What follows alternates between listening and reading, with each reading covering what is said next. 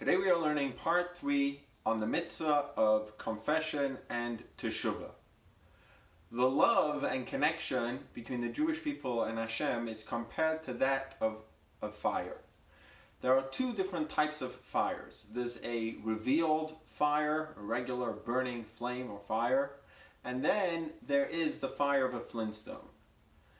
There's two differences between these two types of fires.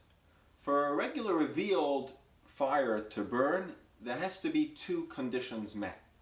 Number one, there has to be fuel in order for the fire to burn, whether it's a wick, oil, or wood. That's one condition. Another condition is that there has to be nothing that will extinguish the fire. If you have water on the fire will no longer burn. Whereas the fire of a flintstone doesn't have to have any of these conditions. It doesn't need fuel in order for it to burn, and also nothing can extinguish this fire. Even if it's buried in the water for years, the fire will still exist in the flintstone. The same thing is with the connection with Hashem and the Jewish people. There are two types of fiery love that exist. There's one type of love that the Jew has, which that love has to have two conditions for it to burn. Number one, it needs fuel. The fuel is, as the verse says, Kiner mitzvah v'torah or. It needs to have the fuel of Torah and mitzvahs for it to burn, for the Jew to feel this love.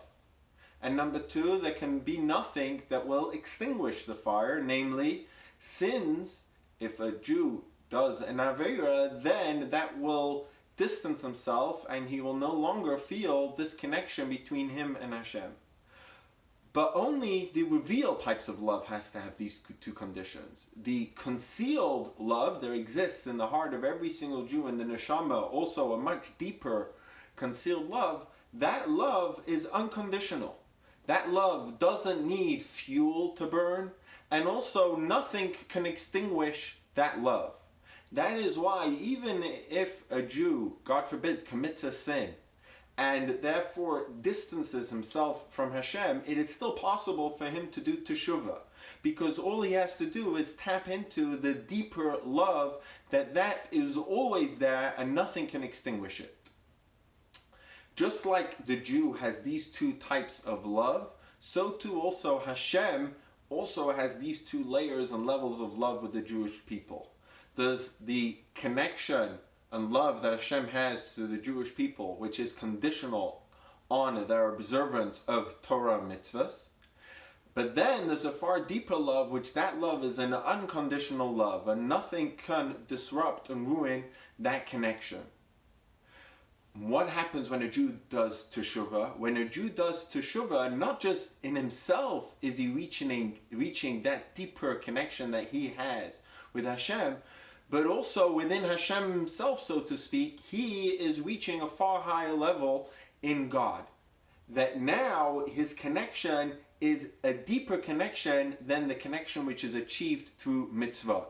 That is one of the reasons why the Rambam, actually in his book in Sefer Mitzvot, doesn't count teshuvah as a mitzvah. He only counts confession as a mitzvah. That if someone does teshuvah, it's a mitzvah to confess. But teshuvah itself, he doesn't count as a mitzvah. Why? This is one of the reasons brought, because teshuvah is far higher and far deeper than the regular connection which is based on a structure and rules that exists between Hashem and the Jewish people. Teshuvah is far deeper and far more powerful and unconditional.